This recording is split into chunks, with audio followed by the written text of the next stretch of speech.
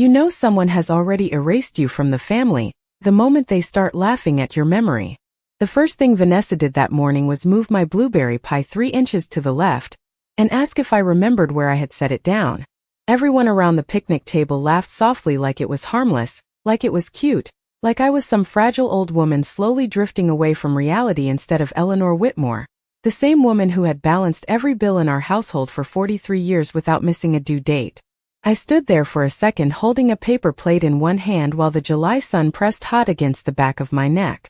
The lake shimmered behind the trees, children ran across the grass with red and blue kites, and somebody's country playlist crackled through a cheap Bluetooth speaker near the folding chairs. It should have felt like family. Instead, it felt like a courtroom where everyone had quietly agreed I was losing my mind. "Mom, you okay?" Daniel asked from the grill without even looking directly at me. "You've been standing there a while." There was something about the way he said it that hurt worse than the joke itself. Not concern. Embarrassment. Like he was already preparing himself for me becoming a burden. Vanessa smiled immediately, sliding into that soft voice she used whenever other people were around. "She's fine. Eleanor just forgets things sometimes now." Aunt Patricia gave me a sympathetic little smile over her potato salad bowl. Uncle Ron suddenly became very interested in arranging hot dog buns. Nobody defended me. Nobody said I remembered perfectly well. I forced myself to smile because women my age learn early that reacting only gives people proof they were right about you. "I remember exactly where I put the pie," I said calmly. "You moved it." Vanessa laughed louder this time. "See? Paranoia too." More laughter. Small. Uncomfortable. But enough. Lily was the only one who didn't laugh. My granddaughter sat cross-legged near the picnic blanket, watching everybody carefully with the same expression my late husband used to get when he knew somebody in a room was lying. She was 14 now, all freckles and long blonde hair, still young enough to say what adults were too cowardly to admit. "Grandma remembers everything," she said quietly. Vanessa's smile tightened for half a second before she recovered. "That's sweet, honey." I pretended not to notice the look Vanessa gave Daniel after that. Tiny. Fast. But loaded with meaning. The kind of look married people use when they think someone else is becoming a problem. I spent the next hour listening to little comments disguised as concern. "Did you bring your medication? You already told that story. Careful on the steps." Every word was polished enough to sound caring in public, while slowly carving away at my dignity underneath. And the frightening part wasn't Vanessa. It was how quickly everyone else accepted the version of me she kept presenting. Because once people decide an older woman is forgetful, they stop listening to her completely. Near sunset, I walked toward the parking lot to grab my cardigan from the back seat of my Buick. The evening breeze coming off the lake had finally cooled the air, and I remember thinking I might leave early before another humiliating joke landed at my expense. But as I opened my purse to look for my keys, my stomach tightened instantly. The white bank envelope I had placed inside that morning was gone. I froze beside my car while laughter drifted faintly across the park behind me. I knew exactly where I had put that envelope. Exactly. And for the first time all day, I stopped wondering whether Vanessa wanted the family to think I was forgetful. Because suddenly, standing there alone in the fading sunlight, I realized she might need them to believe it. The next morning I drove to my bank before 8 o'clock with that same cold feeling still sitting in my stomach. I had barely slept. Every time I closed my eyes, I kept seeing Vanessa smiling across that picnic table, while everybody laughed at me like I was already halfway gone. The parking lot outside the bank was still mostly empty when I walked inside carrying my purse tightly against my side. Sandra, the branch manager, had known me for years. She used to attend church with my husband before he passed away. The moment she saw my face, her smile faded slightly. "Eleanor, are you all right?" she asked softly. "I need to check something," I said. Immediately.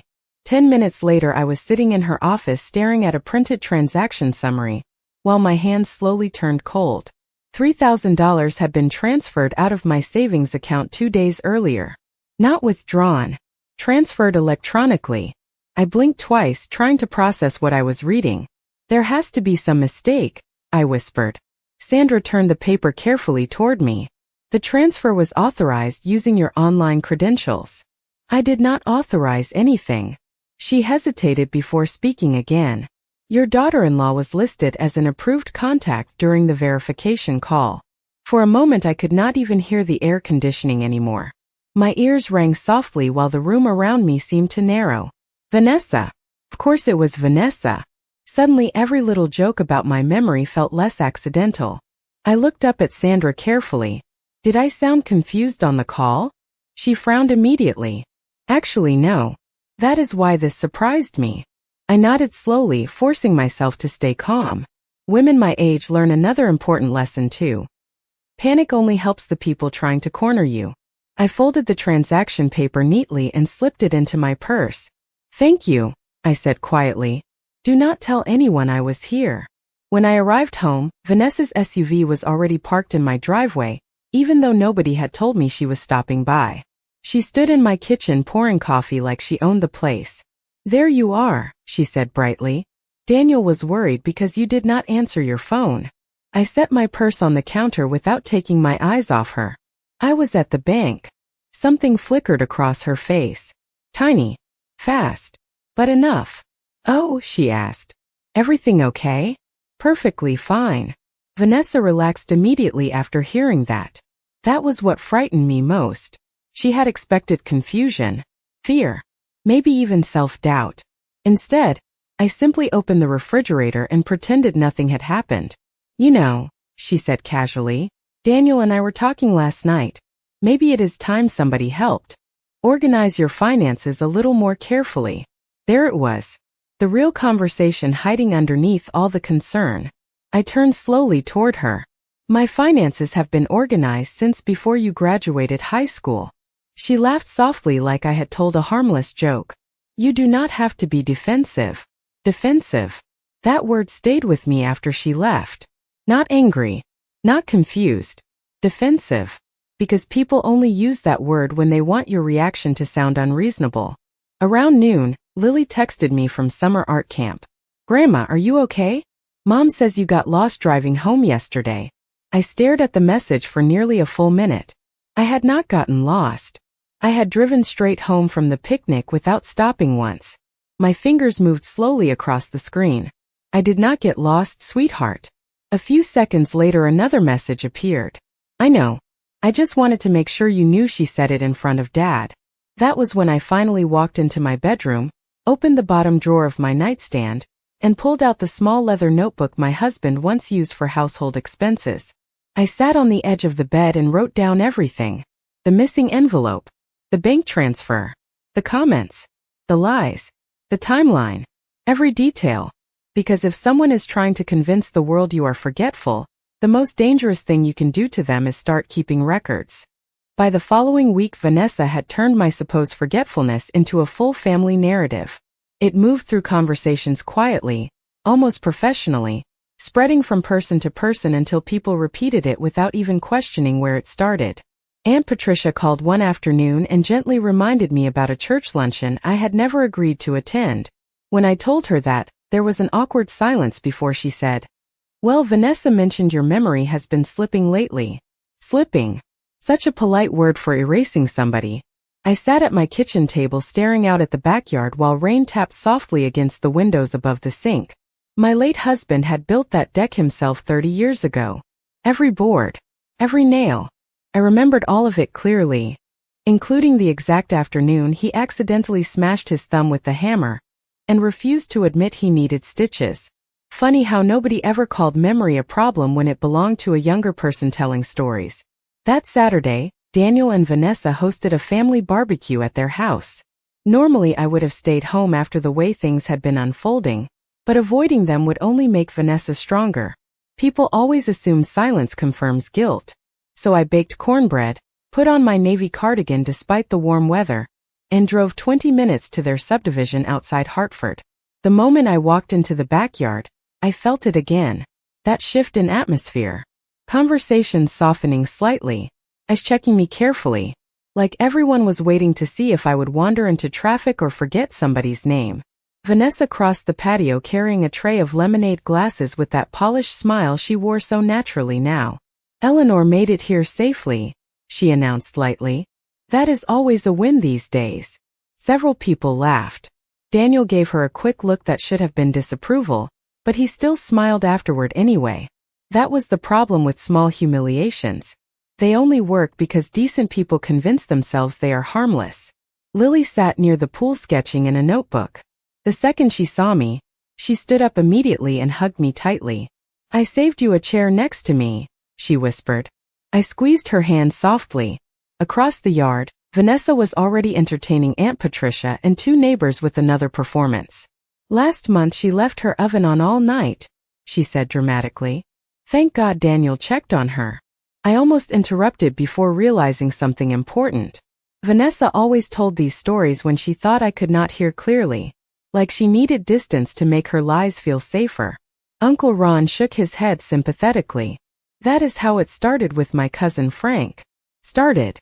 As if I was already halfway into some irreversible decline. I sat quietly beside Lily and listened while children splashed in the pool and burgers sizzled on the grill. Vanessa floated through the party collecting sympathy the way some people collect compliments. Every story positioned her as the patient caretaker, the loving daughter-in-law sacrificing so much for poor confused Eleanor. And the more gracious she acted, the uglier I would seem if I defended myself too strongly. It was clever. I would give her that. "Grandma," Lily whispered suddenly, "do not react yet." I looked down at her. She kept sketching while speaking under her breath. "Mom uses your laptop when she comes over to your house." My chest tightened slightly, but I kept my face calm. "What do you mean?" "Last week she asked me where you keep your passwords because she said you forget them." I felt something cold settle deeply into place inside me then. Not panic anymore. Clarity. Across the patio, Vanessa laughed loudly while handing Daniel another drink. She looked completely comfortable, completely certain nobody would ever question her version of events. Then Lily quietly turned her sketchbook toward me. At first I thought she was showing me one of her drawings. But tucked between the pages was a folded piece of printer paper. I opened it carefully beneath the table. It was a copy of an email confirmation for a digital banking password reset request. My name was at the top. Vanessa's recovery email was underneath it. That night I did not cry. I did not confront Vanessa. I did not call Daniel demanding explanations. Instead, I sat alone at my dining room table beneath the yellow light fixture my husband installed 20 years ago, and spread every piece of paper in front of me like a woman preparing for trial. The password reset confirmation Lily had slipped me sat beside the bank transfer statement, and my leather notebook filled with dates, comments, and conversations. Outside, cicadas buzzed through the humid Connecticut night, while the grandfather clock in the hallway ticked steadily toward midnight. Funny how quiet a house becomes once you realize people you trusted may already be planning your removal from it. I stared across the room toward Harold's old recliner near the fireplace. After he died, everyone kept telling me I was strong, independent, organized. But now those same qualities were suddenly disappearing from the story Vanessa told about me. In her version I was confused, vulnerable, unsafe alone. And the more I thought about it, the more I understood something chilling. This had not started recently. It had been building slowly for months, maybe longer. The next morning I drove to the storage garage behind the house where Harold used to keep his tools and tax files. Daniel always joked that his father organized paperwork like the military. Color-coded folders. Labels printed perfectly straight. Plastic bins stacked by year. I had not opened some of those cabinets since the funeral. Dust floated through thin beams of sunlight as I unlocked the side door and stepped inside. The smell of cedar wood and old motor oil hit me immediately. For a moment grief almost distracted me from why I was there. Then I spotted the gray filing cabinet against the back wall. Harold kept duplicate financial records there for everything connected to the house. Insurance, mortgage history, property taxes, retirement accounts. I pulled open the bottom drawer carefully and began sorting through folders. 20 minutes later, I found something that made my stomach tighten instantly. A manila envelope labeled Estate Planning Review. I frowned because I had never scheduled any estate review after Harold died. Inside was a packet from a law office 30 miles away in Stamford. The first page discussed guardianship recommendations for elderly clients showing signs of cognitive decline. My hands went cold. Attached behind it were printed notes from a consultation meeting. I recognized Daniel's full name immediately. Then Vanessa's. My eyes moved lower across the page until one sentence nearly stopped my breathing altogether. Family concerned client may no longer possess capacity for independent financial decision-making. I sat down hard on the old wooden stool beside the workbench. Capacity. Such a clean professional word for stripping somebody of control over their own life. My eyes scan faster now. Assisted living options. Durable power of attorney recommendations. Property transition planning. Every page painted a picture of me as some fading old woman too. Unstable to manage her own affairs. But one thing caught my attention even more than the lies themselves. The consultation date. 3 months earlier. 3 full months before the family picnic. Before the jokes. Before the comments about forgetting things. Which meant the public humiliation had never been random. It was preparation. A campaign. Slowly creating witnesses to support a story they had already built behind closed doors. I leaned back against the cabinet and closed my eyes briefly. Daniel. My own son sat in an office discussing whether I could manage my own life anymore. The same boy whose science fair projects I stayed awake helping build. The same boy I worked double shifts to put through college after Harold's company downsized. And somehow the most painful part was not even the betrayal itself. It was realizing how easy it had become for him to believe I was disposable once someone repeated it often enough. I carefully slid every paper back into the envelope except one business card attached near the back. Attorney Melissa Granger. Elder Family Transition Specialist. I slipped the card into my purse. Then, just before closing the cabinet drawer, I noticed another folder hidden underneath the estate packet. This one was newer. Unlabeled. My pulse quickened slightly as I opened it.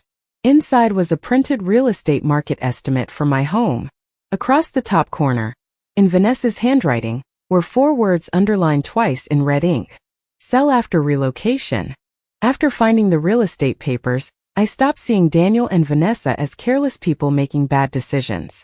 Careless people do not meet with attorneys in secret. Careless people do not build timelines around someone else's supposed decline. This was organized, patient, and worst of all, it depended entirely on convincing everyone around me that I could no longer trust my own mind. I drove home from the garage with the envelope hidden beneath a blanket on the passenger seat. The late afternoon traffic crawled slowly through town while storm clouds gathered over the highway. By the time I pulled into my driveway, rain had already started tapping against the windshield. Daniel's truck sat outside my house. My chest tightened instantly.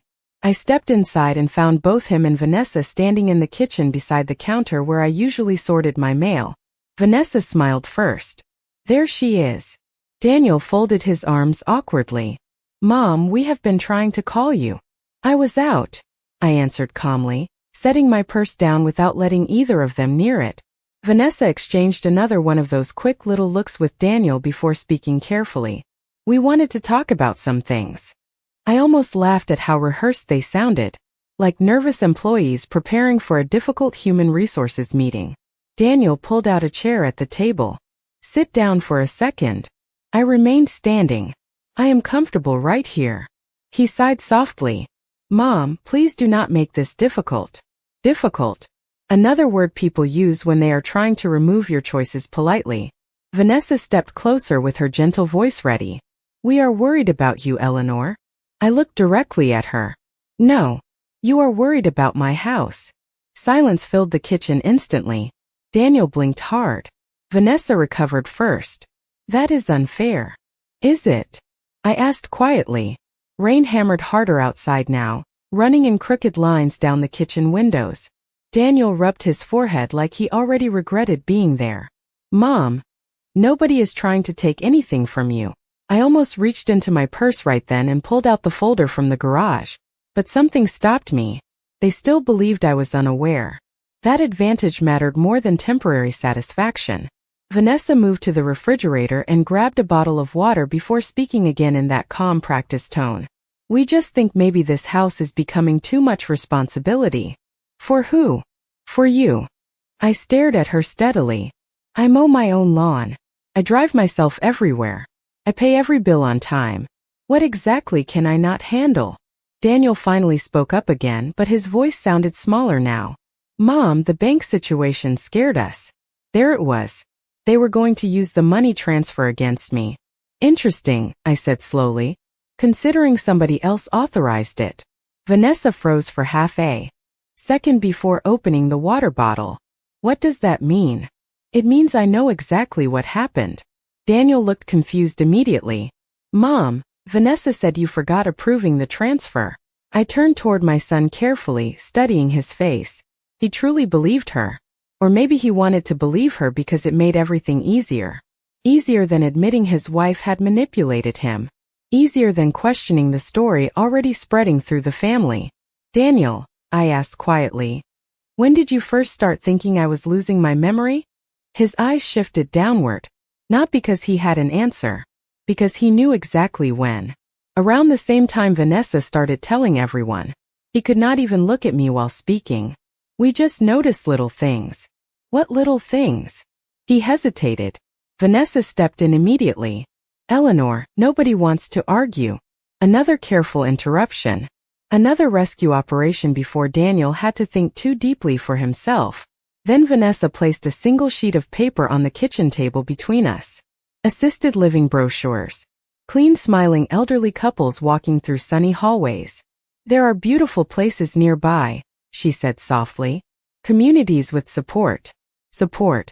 They always wrap control inside pleasant words. I looked down at the brochures while thunder rolled faintly outside. One photograph showed an elderly woman painting flowers beside a window while a nurse smiled nearby. Beneath the image was a sentence printed in elegant blue letters. Helping families transition with dignity.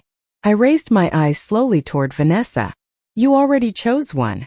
Her smile disappeared completely for the first time since this conversation started. And Daniel finally looked genuinely afraid. After Daniel and Vanessa left that night, I locked every door in the house and stood alone in the dark kitchen listening to the rain.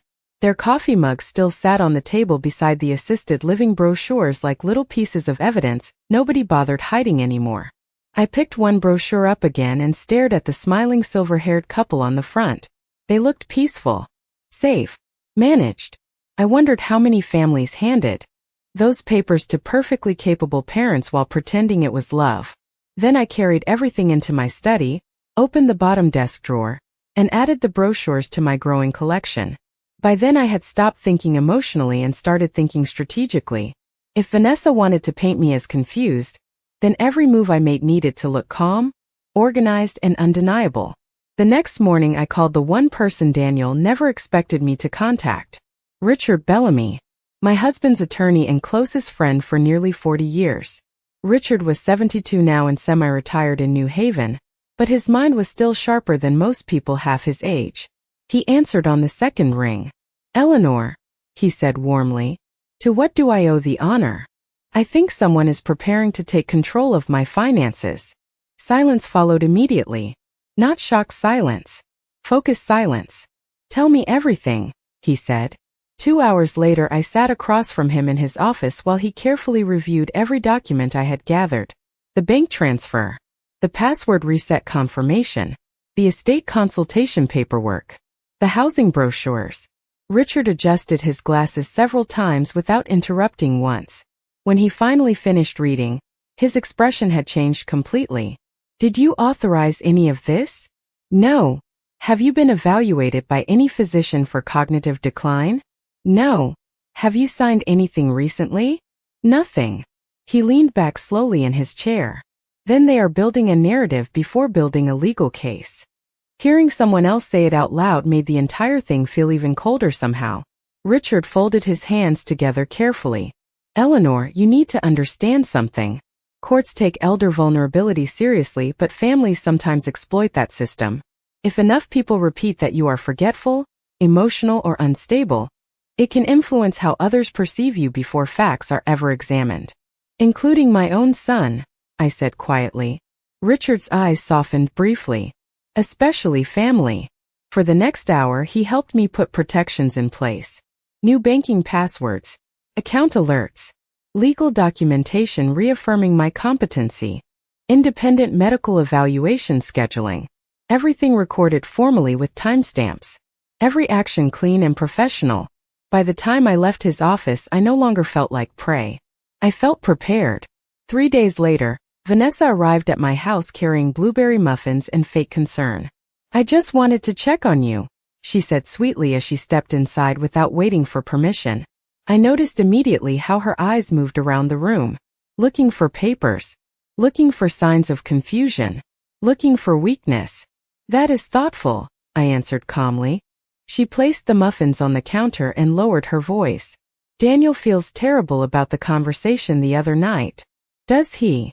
"He just wants you safe." There it was again. Safe. The word people use when they want to reduce your freedom without sounding cruel. Vanessa sat at the kitchen table while I poured coffee. "Actually," she continued carefully, "we have been researching communities with memory support specialists." I nearly smiled at how polished her performance had become. "You seem very invested in my future," I said. "Of course I am. You are family." Family. Another beautiful word ruined by people who weaponize it. Before I could answer, my doorbell camera chimed softly through my phone from the counter beside me. A package delivery notification. Vanessa glanced toward the screen automatically, and for one tiny second, panic crossed her face. She had forgotten about the cameras. Forgotten that modern homes quietly remember things even when people pretend older women do not. I picked up my phone slowly and opened the saved video history from 2 weeks earlier. Then I turned the screen toward myself and watched Vanessa entering my house alone while I was at church, using the spare key she once promised she would only use for emergencies. Vanessa noticed the shift in my expression immediately after the doorbell notification appeared on my phone. Her smile remained in place, but her shoulders stiffened slightly as I stared down at the screen. "Everything all right?" she asked casually. I looked back up at her and smiled gently. "Perfectly fine." Then I set the phone face down on the counter without showing her the footage. That unsettled her more than any confrontation could have. People like Vanessa survive by controlling reactions. The moment they cannot predict what you know, they begin unraveling themselves. She stayed another 20 minutes pretending to discuss grocery stores and neighborhood gossip, but I could feel the nervous energy radiating off her now. Her eyes drifted repeatedly toward my study door, toward my purse, toward the stack of unopened mail near the fruit bowl, looking for danger, looking for evidence she might have missed. When she finally left, she hugged me tightly at the front door in full performance mode.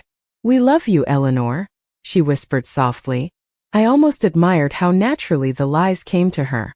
That evening Lily called me from her bedroom while her parents were downstairs hosting friends. "Grandma," she whispered carefully, "Mom is acting weird." "How so?" "She keeps asking Dad if you said anything strange today." I walked slowly through my kitchen while holding the phone close to my ear. "And what did your father say?" "He told her she worries too much." Lily hesitated briefly. "Grandma, I do not think Dad knows everything." That stopped me. Up until then, I had believed Daniel was fully involved from the beginning. But as I replayed every conversation in my mind, I started noticing something uncomfortable. Vanessa always spoke first. Vanessa explained things for him. Vanessa redirected conversations whenever he seemed uncertain. Maybe Daniel had been manipulated too. Not innocent, but manipulated. "Lily," I asked quietly, "has your mother been meeting people lately? Lawyers maybe?" "Yes," she answered immediately. "Twice this month. She told Dad they were financial planners." I closed my eyes briefly. There it was again. More lies layered beneath lies. "Thank you, sweetheart." "Are you in trouble?" she whispered. My chest tightened hearing the fear in her voice. "No," I said gently. "But I need you to keep paying attention." The next morning Richard called with updates. "I reviewed the camera footage timestamps," he said. "Vanessa entered your home for separate times while you were away over the past 6 weeks. Can that help us?"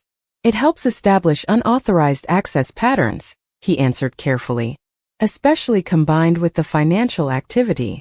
I sat down slowly at the kitchen table. Outside, sunlight spilled across the hydrangeas near the porch while a lawnmower hummed somewhere down the street. The normalcy of the morning felt surreal compared to the conversation happening in my ear. Richard continued speaking in his calm, measured tone. "Eleanor, there is something else." I checked property inquiry records. My stomach tightened instantly. And your home was informally assessed by a realtor 3 weeks ago. Exactly when Vanessa's note said relocation. I gripped the edge of the table harder. Did Daniel authorize that? No official authorization was filed. But Vanessa attended the walkthrough. For several seconds neither of us spoke.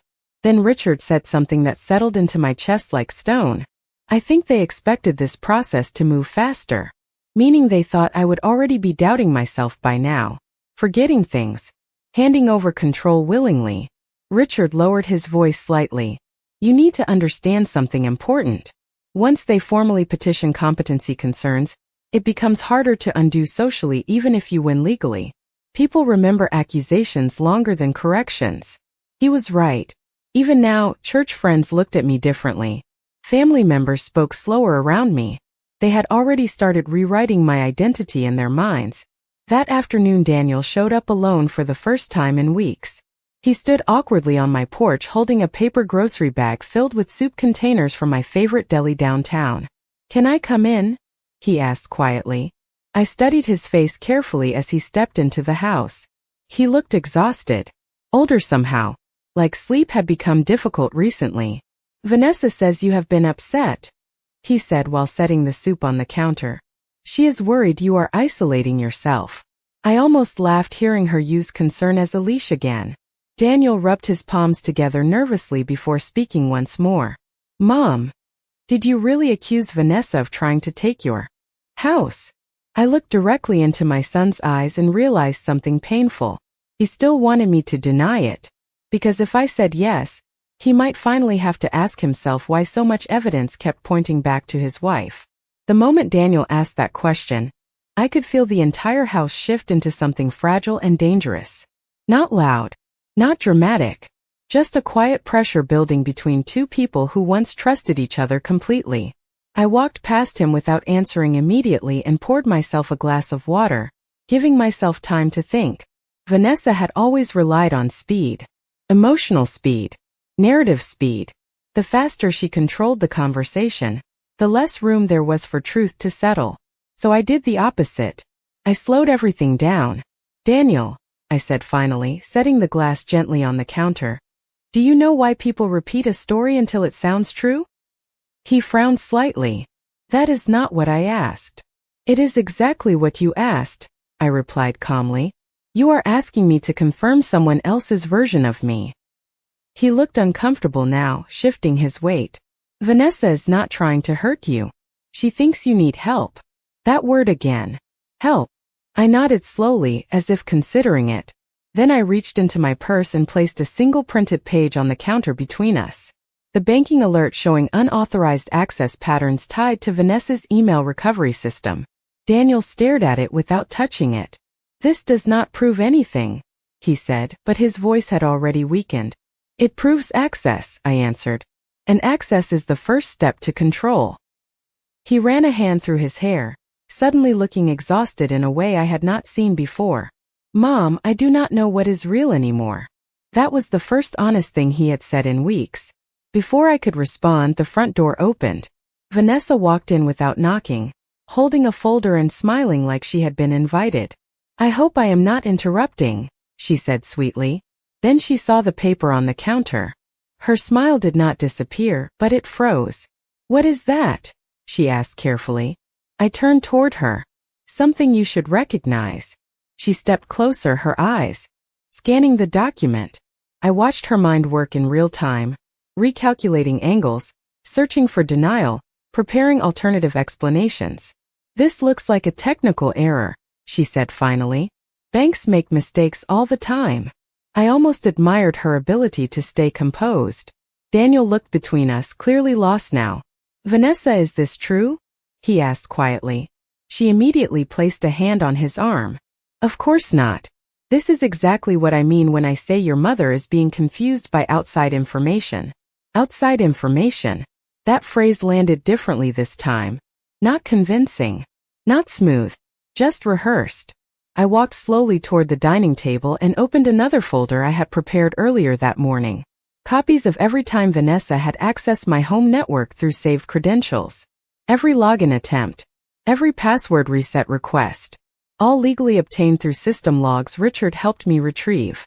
I placed them one by one on the table. No emotion. No urgency. Just structure. Daniel's breathing changed as he looked through them. "Mom," he whispered. Vanessa's voice sharpened slightly now. "These are being taken out of context."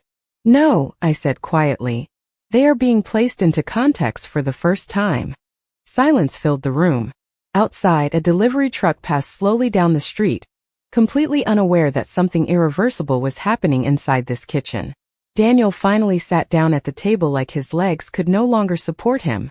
"Why would you do this?" he asked Vanessa, not me. That question changed everything. Vanessa blinked once. Twice. Then she laughed softly, but it was wrong this time. Forced. "Because I am trying to protect this family," she said. "From what?" Daniel asked. She hesitated. "Just long enough. From instability."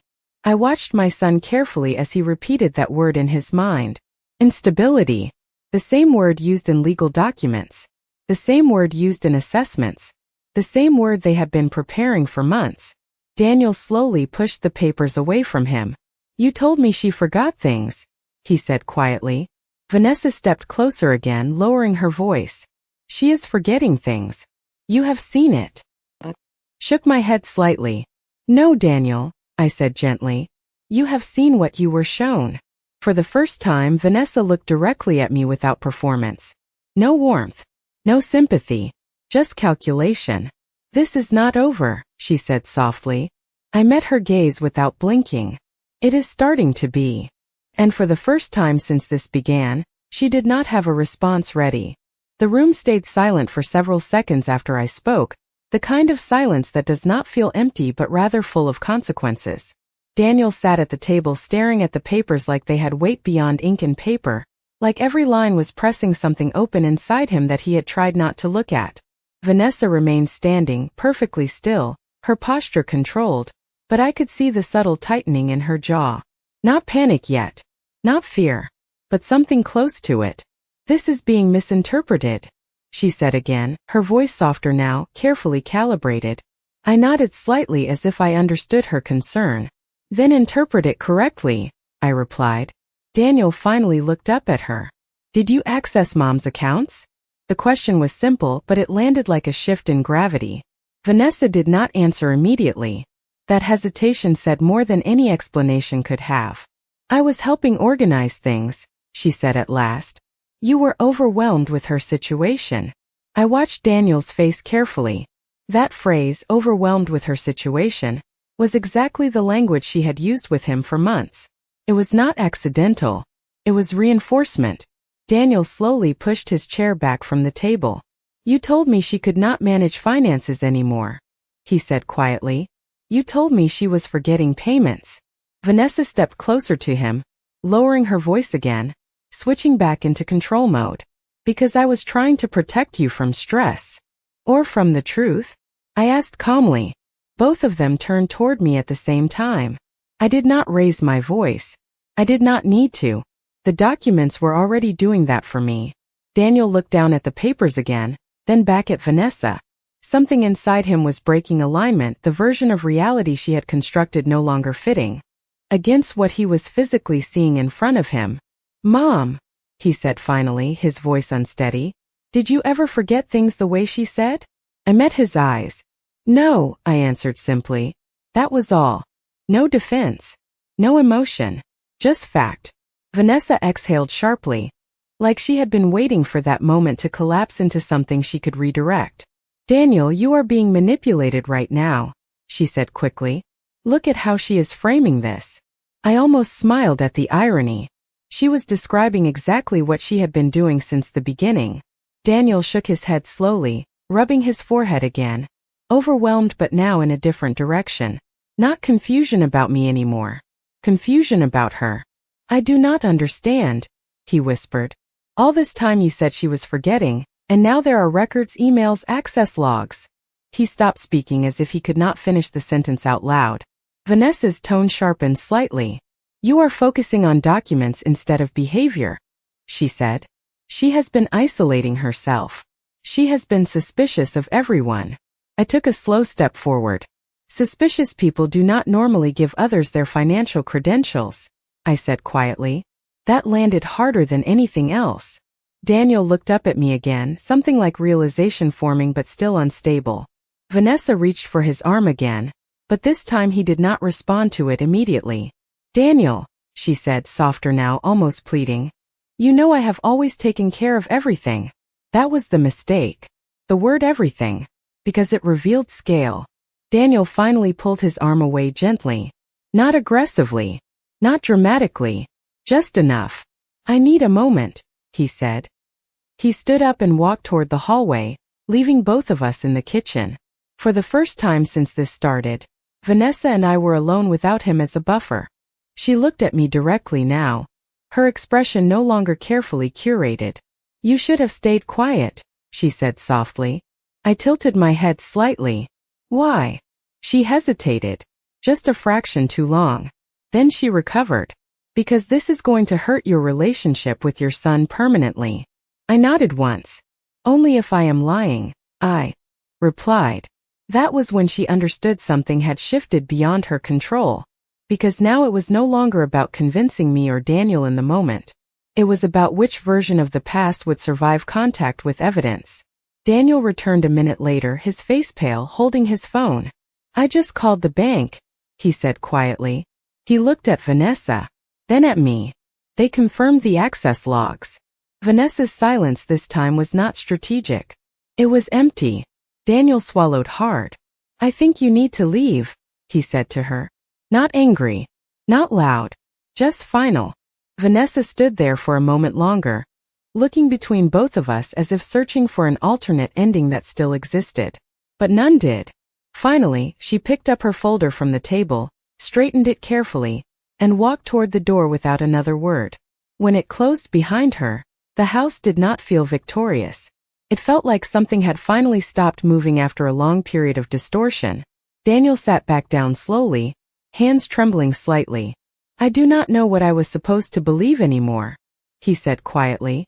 I looked at him for a long moment before answering. You were supposed to ask questions sooner, I said gently. He nodded, eyes down. Outside, the afternoon light continued as if nothing had changed at all. But inside the kitchen, the story they had been building for months had finally reached its limit, and for the first time in a long time, I could hear something else underneath the silence.